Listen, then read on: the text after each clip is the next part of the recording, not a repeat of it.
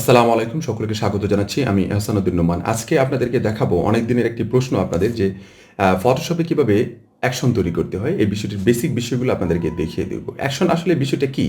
Action হচ্ছে অনেকগুলো কাজকে এক ক্লিকের মাধ্যমে সম্পন্ন করা। আ সেটি হতে পারে অনেকগুলো রিটাচিং আপনি একসাথে করতে চাচ্ছেন, অথবা অনেকগুলো ইমেজকে একসাথে রিসার্চ করতে চাচ্ছেন, অথবা অনেকগুলো ইমেজকে একসাথে খুব সহজে মানে কমপ্লিট করতে চাচ্ছেন। তাহলে আপনাকে অ্যাকশনের সহায়তা নিতে হবে। আর এটা কিভাবে নিবেন না নিবেন বিস্তারিত আমি আজকে আপনাদেরকে একেবারে স্ক্রিন রেকর্ড করে দেখিয়ে দেব। আমার ইতিমধ্যে রেডি করা আছে। তারপরে আমি আপনাদেরকে দেখিয়ে দেওয়ার চেষ্টা করব যে আসলেই কিভাবে আমরা এটাকে রেডি করতে পারি। আপনারাও কিভাবে রেডি করতে পারেন বেসিক কাজগুলো আশা করি ইনশাআল্লাহ দেখেছি। তারপরে পরবর্তীতে কোনো একটি সময় অ্যাডভান্স লেভেলটা নিয়ে আলোচনা করব ইনশাআল্লাহ। আপনারা এখানে দেখতে পাচ্ছেন যে এখানে একটা অ্যাকশনের দেখা যাচ্ছে, কিন্তু এটাকে যদি আমি ক্লোজ করে দিই তাহলে আমি কোথা থেকে পাবো? এই যে উইন্ডো মেনু থেকে দেখবেন যে এখানে অ্যাকশন আছে। ঠিক আছে? অথবা অল্টার F9 চাপ দিলে আপনার এটা চলে আসবে, অ্যাকশন এটা চলে আসবে। এখানে আমার মোটামুটি রেডি করা আছে, আপনার F3 দিয়ে তৈরি করা আছে, F2 দিয়ে তৈরি করা আছে। ফাংশন কি এটা চাপ দিলে আপনার এই কাজটা হবে, এরকম একটি তৈরি করা আছে আর কি। তারপরে পিএনজির জন্য তৈরি করা আছে F5, জেপিজির জন্য তৈরি করা আছে আপনার F4, তারপরে অ্যাডজাস্ট কালারের জন্য তৈরি করা আছে F6। আমার অনেকগুলো তৈরি করা আছে এখান থেকে আর কি। আচ্ছা, আমি আপনাদেরকে বেসিকটা বুঝিয়ে দিই, তাহলে আমার মনে হয় অনেক সহজে বুঝতে পারবেন। আমরা এখান থেকে যদি F4 যেটা আছে এটা আমি ক্লোজ করে দেই, আমি ডিলিট করে দিচ্ছি, আমি নতুন করে রেডি করব আপনাদের জন্য। জেপিজি এবং পিএনজিটা শুধু খালি আপনাদেরকে দেখিয়ে দিই, তাহলে বুঝতে পারবেন। আমি একটা ইমেজ নিয়ে আসি। ইমেজটা আমি কোথা থেকে নেব? এখান থেকে যে কোনো একটি ইমেজ আমি এখান থেকে নিয়ে আসব। কোন ইমেজটা নিতে পারি? এখান থেকে দেখি কোথাও কোনো ইমেজ আছে কিনা। যেমন এই ইমেজটাকে আমি যদি নিয়ে আসি এখান থেকে, এখানে যদি ইমেজ, সরি এই ইমেজটা আসছে না, আমাকে অন্য একটা ইমেজ নিয়ে আসতে হবে। এই ইমেজটাকে নিয়ে আসি, আমরা এই ইমেজটাকে আমরা কাজ করব। এই ইমেজটা আমি নিয়ে আসলাম। এখন এটাকে আমি এক্সাম্পল, এটা আমাদের এই মুহূর্তে মনে করেন যে আমি এটাকে ডিলিট করে দিলাম। এটা এই মুহূর্তে যা দেখছেন এটা হচ্ছে পিএনজি, মানে ট্রান্সপারেন্ট। কীরকম ট্রান্সপারেন্ট? আমি এই জিনিসটাকে নড়াচড়া করতে পারছি, এটা কিন্তু ট্রান্সপারেন্ট। ঠিক আছে? তাহলে এই ট্রান্সপারেন্টে আমি যদি সেভ করতে চাই তাহলে আমি অনেক কটা পদ্ধতিতে সেভ করতে পারি। ফাইল মেনু থেকে আমি সেভ এস করে কিন্তু আমি যে পিএনজিতে সেভ করতে পারি, অথবা সেভ ফর ওয়েব থেকে আমি করতে পারি। তা আমরা যে সাধারণত যারা বায়ারদেরকে কাজগুলো দিব, আমরা যারা যদি সে ওয়েবসাইটে ব্যবহার করতে চায় তাহলে অবশ্যই আমরা সেভ ফর ওয়েবে দিব। তাহলে পিকচারের রেজলিউশন থেকে শুরু করে ডিপনেস থেকে শুরু করে এভরিথিং একেবারেই পারফেক্ট থাকবে, বাট অনেক ছোট হয়ে যাবে, মানে ওয়েটটা অনেক ছোট হয়ে যাবে। এই জন্য আমরা এটা করবো। আমি এটার পার্থক্যটা আমি বুঝিয়ে দিচ্ছি আপনাদেরকে, তাহলে বুঝতে পারবেন। আমি যদি এটাকে সেভ এস দেই, সেভ এস দিয়ে যদি আমি ডেস্কটপে আমি অল ইমেজের ভিতরে যদি আমি এটাকে দিই 1, ঠিক আছে, জাস্ট এখানে আমি ওকে দিব। এটা একটা সেভ হলো।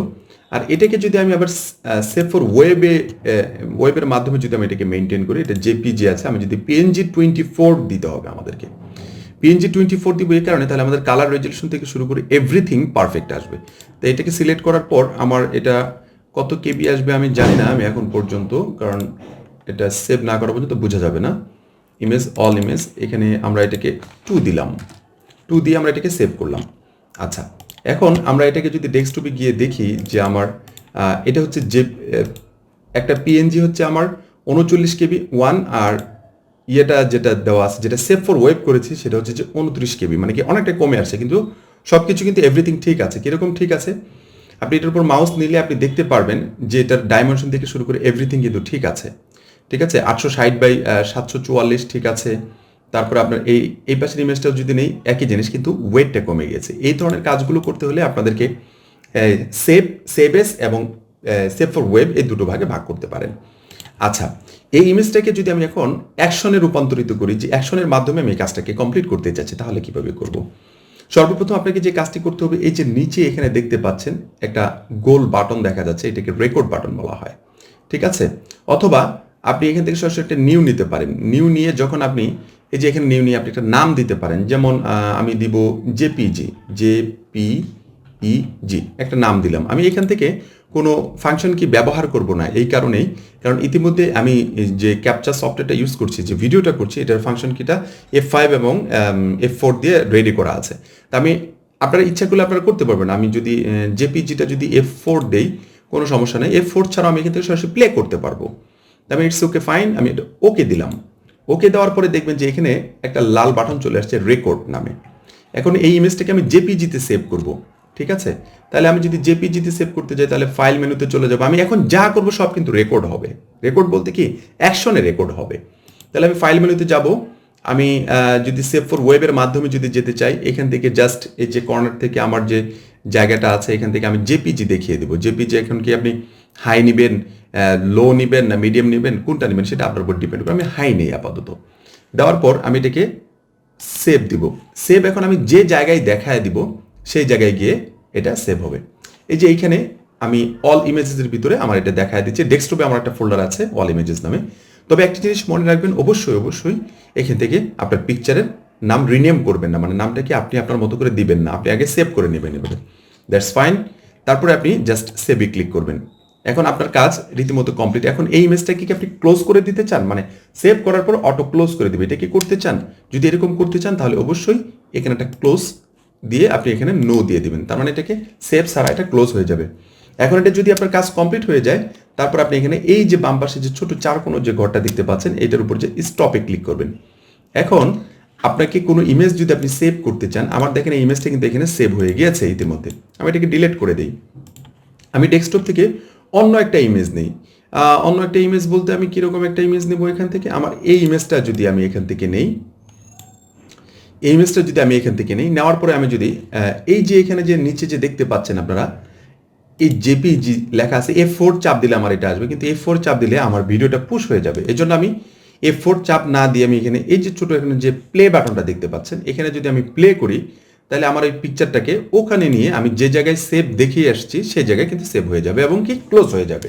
কত সুন্দর সিস্টেম। আচ্ছা, এখন আমি যদি আবার এই অল ইমেজেসের ভিতরে আমার যে ফোল্ডারটা আছে এখানে যদি চলে আসি তাহলে দেখবেন যে এখানে ইমেজটাকে আমার সেভ করে দিয়েছে, মানে অটো আমার এই ফোল্ডারে নিয়ে এসে দিয়েছে। দ্যাটস ফাইন, আমি এটাকে ক্লোজ করে দিলাম।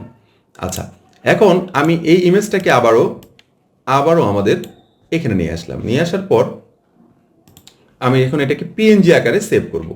পিএনজি আকারে সেভ করব কিভাবে? আবারও যদি আমি অ্যাকশনে রেডি করতে চাই তাহলে আমাকে কি করতে হবে, এখান থেকে আবার আরেকটা নিউ নিতে হবে। নিউ নেওয়ার পর আমি এটাকে দেব পিএনজি দিলাম। এখন এখান থেকে যদি আমি F5 দেই, F5 আমার আগেরটা রেডি ছিল, আমি আবারও এটা করছি, রেকর্ড দিলাম, আমার রেকর্ড শুরু হয়ে গিয়েছে। ফাইল মেনুতে যাব, সেভ ফর ওয়েবে যাব, যাওয়ার পর এখান থেকে এই কর্নার থেকে আমি এটাকে PNG 24 করে দিব। তাহলে আমার কালার রেজুলেশন থেকে এভরিথিং পারফেক্ট থাকবে। দেওয়ার পর আমি এটাকে সেভ দিব।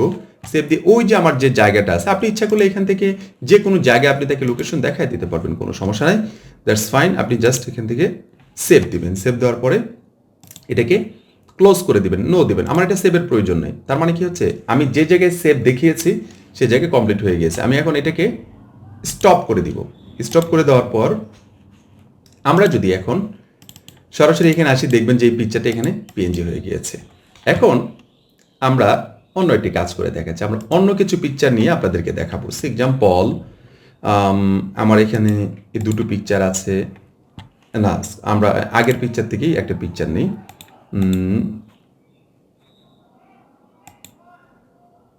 এই ইমেজটাকেই নেই আপাতত, এটাকে নিই। এটাকে যদি আমি এটাকে ডিলিট করে দিলাম, ডিলিট করে দেওয়ার পর আমি যদি এই পিকচারটাকে এখন এখানে এই নিচে যদি এখানে ক্লিক করি, আমার এই পিএনজিকে সিলেক্ট করে যদি ক্লিক করি তাহলে আমার এটা পিএনজি সেভ হলো এবং ক্লোজ হয়ে গেল, রাইট? আচ্ছা, এই ইমেজটাকে আমি আবার এখন যা দেখি আমার কাঙ্ক্ষিত ফোল্ডারে আছে কিনা। তো এই ইমেজটাকে আমি আবারও নিয়ে আসি। এখন আমার এই ইমেজটাকে পিএনজিটাকে কিন্তু আমার জেপিজি করতে হবে। জেপিজি কোনটা? F4 চাপ দিলে অথবা এই জেপিজি যে ইয়েটা আছে, হেডারটা আছে, হেডারটাকে সিলেক্ট করে আমি যদি এখান থেকে প্লে করে দেই তাহলে কিন্তু আমার এটা সরাসরি গিয়ে এখানে জেপিজি আকারে চলে আসছে। যে দেখতে পাচ্ছেন এখানে একটা জেপিজি আছে, একটা পিএনজি আছে। এভাবে যে কোনো আপনি ইচ্ছা মতো করতে পারবেন। এখন বলতেছেন শুধু এটাই কি জেপিজি পিএনজি হবে? না, আপনার ইচ্ছা মতো আপনি করতে পারবেন। আপনি যদি এখান থেকে এই ইমেজটাকে যদি আপনি এখন পিএনজিতে সেভ করতে চান, জাস্ট পিএনজিটা সিলেক্ট করবেন, অথবা ফাংশন কিটার উপর ক্লিক করলেই কিন্তু আপনার এটা এখানে যে ইমেজ থাকবে সেটাকে ফাংশন কিতে আপনি ক্লিক করলে জাস্ট এটা এখানে দিয়ে দেবেন, আপনার পিএনজি আকারে এটা সেভ হয়ে যাচ্ছে। পিএনজি আকারে এই যে এখানে দেখেন আমার এই কাঙ্ক্ষিত ফোল্ডারে এসে পিএনজি ফরম্যাটে সেভ হয়ে যাচ্ছে। ক্লিয়ার? এই ছিল আজকের বেসিক। এর পরবর্তীতে আপনাদেরকে আরও অ্যাডভান্স লেভেলের কিছু দেখিয়ে দেবো। এটাতে সুবিধাগুলো কী হয় আমি আপনাদেরকে বলে দিচ্ছি। সুবিধাটা হচ্ছে যে আমরা খুব সহজে কাজগুলো করতে পারবো। খুব দ্রুত, মানে আমাকে যদি 1000 ইমেজ দেওয়া হয়,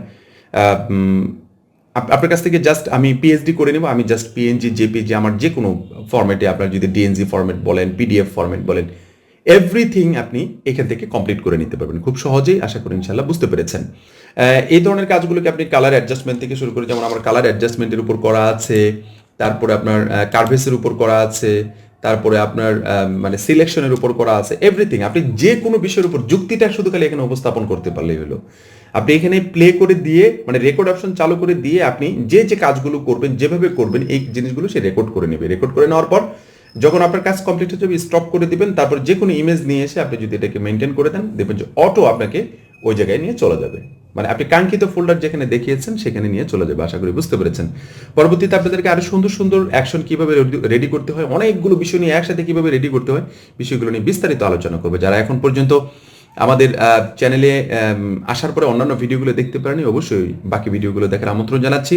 আর যারা এখন পর্যন্ত আমাদের চ্যানেলটিতে সাবস্ক্রাইব করেনি, অবশ্যই সাবস্ক্রাইব করে পাশে থাকবেন। আর কোন কোন বিষয়ের উপর ভিডিও পেলে আপনাদের উপকার হবে সেই বিষয়টি আমাদেরকে একটু জানাবেন কমেন্টসের মাধ্যমে। আপনাদের মূল্যবান কমেন্টসগুলো আমরা পড়ে আপনাদেরকে সহযোগিতা করার জন্য, সর্বোচ্চ সহযোগিতা করার জন্য ভালো ভালো ভিডিও আপনাদেরকে উপহার দেওয়ার সর্বোচ্চ চেষ্টা করব। সবাই ভালো থাকবেন, সুস্থ থাকবেন। ধন্যবাদ সবাইকে। আসসালামু আলাইকুম ওয়া রাহমাতুল্লাহি ওয়া বারাকাতুহু।